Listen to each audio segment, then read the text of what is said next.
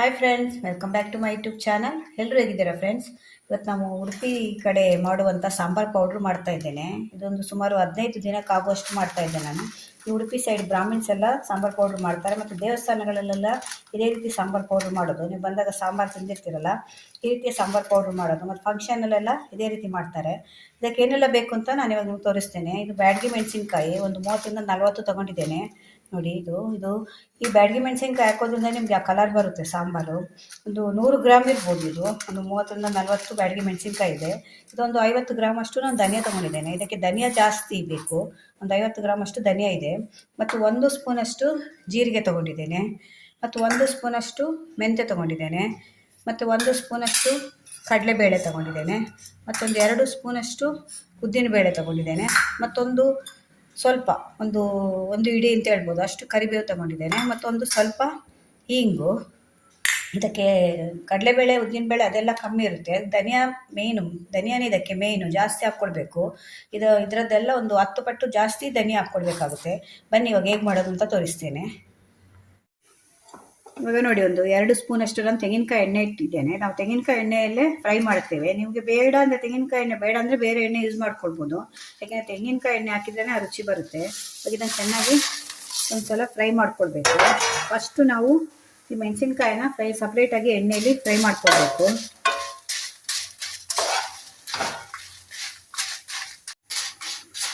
ಈ ರೀತಿ ಫ್ರೈ ಆಗಬೇಕು. ಇದೊಂದು ಸ್ವಲ್ಪ ಕಲರ್ ಚೇಂಜ್ ಆದರೆ ಬಿಸಿಯಾಗಿ ಒಂದು ಸ್ವಲ್ಪ ನಾವು ಕ್ರಿಸ್ಪಿ ಬರಬೇಕಷ್ಟೇ. ಇದು ಮೆಣಸಿನ್ಕಾಯಿ ಸ್ವಲ್ಪ ಮೆತ್ತಗೆ ಆಗಿರುತ್ತಲ್ಲ, ನಾವು ಇದನ್ನು ಸ್ವಲ್ಪ ಕ್ರಿಸ್ಪಿ ಮಾಡ್ಕೊಳ್ಬೇಕು. ಯಾಕೆಂದರೆ ನಾವು ಮಿಕ್ಸಿಯಲ್ಲಿ ಹಾಕ್ಕೊಳ್ಬೇಕಲ್ಲ, ಆದ್ದರಿಂದ ಈ ರೀತಿ ಎಣ್ಣೆಯಲ್ಲಿ ಅದು ನೋಡಿ, ಎಣ್ಣೆಯಲ್ಲಿ ಫ್ರೈ ಆಗಬೇಕು. ಎಣ್ಣೆ ಎಲ್ಲ ಅದು ಮೆಣಸಿನ್ಕಾಯಿಗೆ ಬರಬೇಕು, ಅಷ್ಟು ಫ್ರೈ ಮಾಡ್ಕೊಳ್ಬೇಕು. ಆವಾಗಲೇ ಇವಾಗ ಆ ರುಚಿ ಬರೋದು. ಇವಾಗ ಇದು ಆಲ್ಮೋಸ್ಟ್ ಆಗಿದೆ. ಇದು ಇಷ್ಟಾದರೆ ಸಾಕು, ಒಂದು ಸ್ವಲ್ಪ ಬಿಸಿ ಆದರೆ ಸಾಕಿದು. ಇವಾಗ ಇದು ಆಲ್ಮೋಸ್ಟ್ ಆಗಿದೆ. ಇವಾಗ ಇದನ್ನು ತೆಗಿತಾ ಇದ್ದೇನೆ. ಇದನ್ನು ಸಪ್ರೇಟಾಗಿ ತೆಗೆದು ಇಟ್ಕೊಂಡು ಇವಾಗ ಅದನ್ನೆಲ್ಲ ಸಪ್ರೇಟ್ ಹುರ್ಕೊಳ್ಬೇಕು. ಇವಾಗ ಅದರಲ್ಲೇ ಎಣ್ಣೆ ಇದೆ ಸ್ವಲ್ಪ ಬಾಣಲೆಯಲ್ಲಿ, ಮತ್ತೆ ಎಣ್ಣೆ ಹಾಕಬೇಕು ಅಂತಿಲ್ಲ. ಅದರಲ್ಲಿ ನಾನು ಇವಾಗ ಧನ್ಯ ಹಾಕ್ತಾ ಇದ್ದೇನೆ. ಧನ್ಯ ಹುರ್ಕೊಳ್ತೇನೆ ಇವಾಗ. ಇದು ಕೂಡ ಅಷ್ಟೇ, ಮತ್ತೆ ಎಣ್ಣೆ ಹಾಕ್ಕೊಳ್ಬೇಡಿ. ಅದೇ ಎಣ್ಣೆ ಇರುತ್ತಲ್ಲ ಬಾಣಲೆಯಲ್ಲಿ, ಆ ಎಣ್ಣೆಯಲ್ಲೇ ಹುರ್ಕೊಂಡ್ರೆ ಆಯಿತು. ಇದು ಕೂಡ ಅಷ್ಟೇ, ಸ್ವಲ್ಪ ಕಲರ್ ಚೇಂಜ್ ಆಗಿ ಗಮ್ ಅಂತ ನಮಗೆ ಪರಿಮಳ ಬರಬೇಕು, ಅಲ್ಲಿವರೆಗೆ ಇದನ್ನು ಹುರ್ಕೊಳ್ಬೇಕು.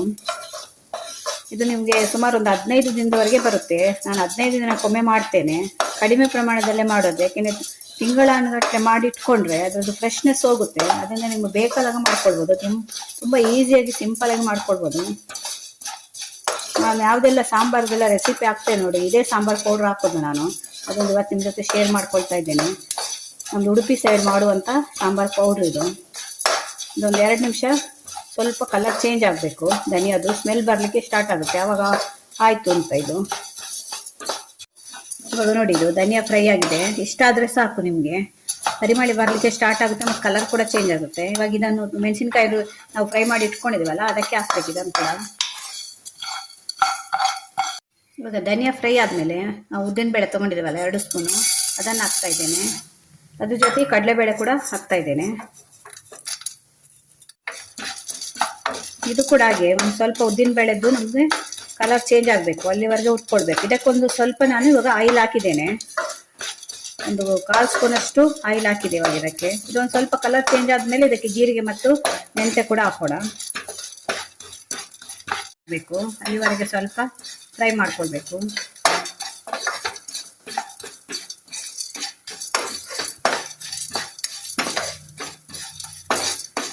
ಇವಾಗ ನಾನು ಇದಕ್ಕೆ ಕರಿಬೇವು ಸೊಪ್ಪು ತಗೊಂಡಿದ್ದೆ ಅಲ್ಲ, ಅದನ್ನು ಕೂಡ ಹಾಕ್ತಾ ಇದ್ದೇನೆ. ಮತ್ತು ಅದ್ರ ಜೊತೆಯಲ್ಲಿ ಹಿಂಗು, ಇಷ್ಟು ಹಿಂಗು ತಗೊಂಡಿದ್ದೆ. ಇದು ಮುದ್ದೆ ಹಿಂಗು, ನಿಮ್ಮ ಹತ್ರ ಇಲ್ಲ ಅಂದರೆ ಪೌಡ್ರ್ ಹಿಂಗು ಹಾಕ್ಕೊಳ್ಬೋದು. ಅದನ್ನು ಕೂಡ ಹಾಕ್ತಾ ಇದ್ದೇನೆ. ಸ್ವಲ್ಪ ಫ್ರೈ ಮಾಡ್ಕೊಳ್ಳೋಣ ಚೆನ್ನಾಗಿ. ಹೇಗೆ ಒಳ್ಳೆ ಘಮ ಬರ್ತಾ ಇದೆ ಅಂದರೆ ಅಷ್ಟು ರುಚಿಯಾಗಿರುತ್ತೆ ಇದು ಸಾಂಬಾರು ಪೌಡ್ರು. ಒಂದ್ಸಲ ನೀವು ಈ ರೀತಿ ಮಾಡಲಿಲ್ಲ ಅಂದರೆ ಟ್ರೈ ಮಾಡಿ ನೋಡಿ. ನಾವು ಈ ಕಡೆ ಬೆಳ್ಳುಳ್ಳಿ ಎಲ್ಲ ಯೂಸ್ ಮಾಡಲ್ಲ ಜಾಸ್ತಿ, ಅದರಿಂದ ನಾನು ಬೆಳ್ಳುಳ್ಳಿ ಹಾಕ್ತಿಲ್ಲ. ಕೆಲವರಿಗೆ ಬೆಳ್ಳುಳ್ಳಿ ಬೇಕಾದರೆ ಆ್ಯಡ್ ಮಾಡ್ಕೊಳ್ಬೋದು, ಆದರೆ ಉಡುಪಿ ಸ್ಟೈಲ್ದು ಸಾಂಬಾರು ಪೌಡ್ರು ಆಗಲ್ಲ ನಿಮಗೆ ಬೆಳ್ಳುಳ್ಳಿ ಹಾಕಿದರೆ. ಇವಾಗ ನೋಡಿ ಚೆನ್ನಾಗಿ ಫ್ರೈ ಆಯಿತು. ಇವಾಗ ಇಷ್ಟು ಫ್ರೈ ಆಗುವಾಗ ನಾವು ಇದನ್ನು ತಗೊಂಡಿದ್ದೇವಲ್ಲ, ಇದನ್ನು ಕೂಡ ಒಟ್ಟಿಗೆ ಹಾಕ್ಕೊಳ್ಬೇಕು. ಇದನ್ನು ಕೂಡ ಎಲ್ಲನೂ ಒಟ್ಟಿಗೆ ಹಾಕಿ ಮತ್ತೊಮ್ಮೆ ಎಲ್ಲ ಒಟ್ಟಿಗೆ ಒಂದು ಸ್ವಲ್ಪ ಬಿಸಿ ಮಾಡ್ಕೊಳ್ಬೇಕಷ್ಟೇ. ತುಂಬ ಫ್ರೈ ಆಗಬೇಕು ಅಂತಿಲ್ಲ, ಒಂದು ಸ್ವಲ್ಪ ಬಿಸಿ ಆದರೆ ಸಾಕು. ಆಮೇಲೆ ಆಫ್ ಮಾಡಿದರೆ ನಮಗೆ ಅದು ಬಾಣಲ್ಲಿ ಬಿಸಿ ಇರುತ್ತಲ್ಲ, ಆ ಬಿಸಿಗೆ ಅದು ಫ್ರೈ ಆಗುತ್ತೆ, ಚೆನ್ನಾಗಿ ಫ್ರೈ ಆಗುತ್ತೆ. ಮತ್ತು ಇವಾಗ ಇದು ಆರಿದ ಮೇಲೆ ನಾವು ಇದನ್ನು ಮಿಕ್ಸಿಯಲ್ಲಿ ಹಾಕಿ ಪುಡಿ ಮಾಡ್ಕೊಳ್ಬೇಕು. ನೋಡಿ ಈಗ ತಣ್ಣಗಾಗಿದೆ, ಸ್ವಲ್ಪ ಸ್ವಲ್ಪ ಬಿಸಿ ಇರಬೇಕು, ತುಂಬ ತಣ್ಣಗಾಗಬಾರ್ದು. ಇವಾಗ ಇದನ್ನು ಮಿಕ್ಸಿಯಲ್ಲಿ ಹಾಕ್ಕೊಳ್ಬೇಕು. ನೋಡಿ ಹೀಗೆ ಸೌಂಡ್ ಬರಬೇಕು ನಮಗೆ, ಹೀಗೆ ಸೌಂಡ್ ಬಂದಷ್ಟು ನಾವು ಫ್ರೈ ಮಾಡ್ಕೊಳ್ಬೇಕು. ಇವಾಗ ಇದನ್ನು ಮಿಕ್ಸಿಯಲ್ಲಿ ಹಾಕಿ ಸಣ್ಣ ಪೌಡ್ರ್ ಮಾಡ್ಕೊಳ್ಳೋಣ. ಬಿಸಿ ಇರುವಾಗ ಹಾಕ್ಕೊಳ್ಬೇಡಿ, ಫುಲ್ ಇದು ತಣ್ಣಗಾಗಬೇಕು. ಒಂದು ಸ್ವಲ್ಪ ಲೈಟಾಗಿ ವಾರ್ಮ್ ಬಿಸಿ ಅಂತ ಹೇಳ್ತಾರಲ್ಲ, ಅಷ್ಟಿದ್ರೆ ಸಾಕು. ಈಗ ಅದನ್ನೆಲ್ಲ ಒಂದು ಸಲ ಪೌಡ್ರ್ ಮಾಡ್ಕೊಂಡು ಬರ್ತೇನೆ. ನೋಡಿ ಫ್ರೆಂಡ್ಸ್, ಈಗ ಪೌಡ್ರ್ ಮಾಡ್ಕೊಂಡು ಬಂದಿದ್ದೇನೆ. ನೋಡಿ ಎಷ್ಟು ನೈಸಾಗಿ ಮಾಡ್ಕೊಳ್ಬೇಕು, ತುಂಬ ನೈಸು ಕೂಡ ಅಲ್ಲ, ತುಂಬ ದೊರಗು ಕೂಡ ಅಲ್ಲ, ಹಾಗೆ ಈ ರೀತಿ ಮಾಡ್ಕೊಳ್ಬೇಕು. ನೋಡಿ ಹೇಗೆ ಕಾಣ್ತಾ ಇದೆ ಅಂತ, ಒಳ್ಳೆ ಪರಿಮಳ ಬರ್ತಾ ಇದೆ. ಅಷ್ಟು ಚೆನ್ನಾಗಿರುತ್ತೆ ಇದು ಸಾಂಬಾರು ಪೌಡ್ರ್ ನಮ್ಮ ಕಡೆ ಮಾಡೋದು. ಕಲರ್ ನೋಡಿ ಹೇಗೆ ಬಂದಿದೆ. ನಾವು ಅದಕ್ಕೆ ಅದು ಬ್ಯಾಡಗಿ ಮೆಣಸಿನ್ಕಾಯಿ ಹಾಕೋದು. ನೀವು ಗುಂಟೂರು ಮೆಣಸಿನ್ಕಾಯಿ ಹಾಕಿದರೆ ಬರೀ ಖಾರ ಇರುತ್ತೆ, ಕಲರ್ ಇರೋಲ್ಲ. ಇದನ್ನು ನೀವು ಒಂದು 15-20 ದಿನ ಸ್ಟೋರ್ ಮಾಡಿ ಇಟ್ಕೊಳ್ಬೋದು. ನೋಡಿ ಈ ರೀತಿ ಒಂದು ಡಬ್ಬಿಯಲ್ಲಿ ಹಾಕಿ ನೀವು ಸ್ಟೋರ್ ಮಾಡಿ ಇಟ್ಕೊಂಡ್ರೆ ಒಂದು 15-20 ದಿವಸದವರೆಗೂ ಬರುತ್ತೆ. ಕಾಣ್ತಾ ಇದೆ ನೋಡಿ, ಅಷ್ಟು ಚೆನ್ನಾಗಿರುತ್ತೆ. ಒಂದು ಸಲ ಟ್ರೈ ಮಾಡಿ ನೋಡಿ, ಏನೂ ಆಗೋಲ್ಲ. ಇದು ನಿಮಗೆ ಹೊರಗಡೆ ಇಟ್ಟು ಗಾಳಿಗೆ ಎಲ್ಲ ಏನೂ ಆಗೋಲ್ಲ. ನಾವು ಚೆನ್ನಾಗಿ ಫ್ರೈ ಮಾಡಿರ್ತೀವಲ್ಲ, ಅದರಿಂದ ಎಣ್ಣೆ ಹಾಕಿ ಚೆನ್ನಾಗಿ ಫ್ರೈ ಮಾಡಬೇಕು. ಫ್ರೆಂಡ್ಸ್, ನಮ್ಮ ಉಡುಪಿ ಕಡೆ ಬ್ರಾಹ್ಮಣರು ಮಾಡುವಂಥ ಸಾಂಬಾರು ಪೌಡ್ರ್ ರೆಡಿಯಾಗಿದೆ. ತುಂಬ ರುಚಿಯಾಗಿರುತ್ತೆ. ಒಂದು ಸಲ ಟ್ರೈ ಮಾಡಿ ನೋಡಿ. ನೀವು ಇದೇ ರೀತಿ ನಮ್ಮ ಉಡುಪಿ ಕಡೆ ಎಲ್ಲ ಬಂದಾಗ ಊಟ ಮಾಡಿರ್ತೀರಲ್ಲ, ಸಾಂಬಾರೆಲ್ಲ ದೇವಸ್ಥಾನದಲ್ಲಿ ಅಥವಾ ಫಂಕ್ಷನಲ್ಲಿ ಅದೇ ಟೇಸ್ಟ್ ಇರುತ್ತೆ. ಮನೇಲಿ ಕೂಡ ಅದೇ ಥರ ಮಾಡ್ಕೊಳ್ಬೋದು. ಒಂದು 15 ದಿವಸಕ್ಕೆ ಮಾಡಿಟ್ರೆ ಏನು ಇಡಬೇಕು ಅಂತಿಲ್ಲ, ಹೊರಗಡೆನೇ ಇಟ್ಕೊಳ್ಬೋದು. ಯಾಕೆಂದರೆ ಅದಕ್ಕೆ ಎಣ್ಣೆ ಹಾಕಿ ಫ್ರೈ ಮಾಡಿರ್ತೀವಲ್ಲ ನಾವು, ಅದರಿಂದ ನೀವು ತೆಂಗಿನಕಾಯಿ ಎಣ್ಣೆ ಬೇಡ ಅಂದರೆ ಸನ್ಫ್ಲವರ್ ಆಯಿಲ್ ಮನೇಲಿ ಯಾವ ಎಣ್ಣೆ ಇರುತ್ತೆ ಅದರಲ್ಲಿ ಫ್ರೈ ಮಾಡ್ಕೊಳ್ಬೋದು. ಅಷ್ಟು ಚೆನ್ನಾಗಿರುತ್ತೆ. ಇದು 15 ದಿನಕ್ಕೆ ಆಗುವಷ್ಟು ನಾನು ಮಾಡಿದ್ದೇನೆ. ಇದು ಇನ್ನು ನಿಮಗೆ ಜಾಸ್ತಿ ಒಂದು ತಿಂಗಳ ಅಷ್ಟು ಮಾಡ್ಕೊಳ್ಬೇಕು ಅಂದರೆ ಎಲ್ಲ ಡಬಲ್ ಹಾಕಿದರೆ ಆಯಿತು. ನಾನು ಏನೆಲ್ಲ ಹಾಕಿದ್ದೇನೆಲ್ಲ ಇಂಗ್ರೀಡಿಯೆಂಟ್ಸು ಅದನ್ನೆಲ್ಲ ನೀವು ಡಬಲ್ ಹಾಕಿದರೆ ಒಂದು ತಿಂಗಳಿಗೆ ಆಗೋಷ್ಟು ಮಾಡಿ ಇಟ್ಕೊಳ್ಬೋದು.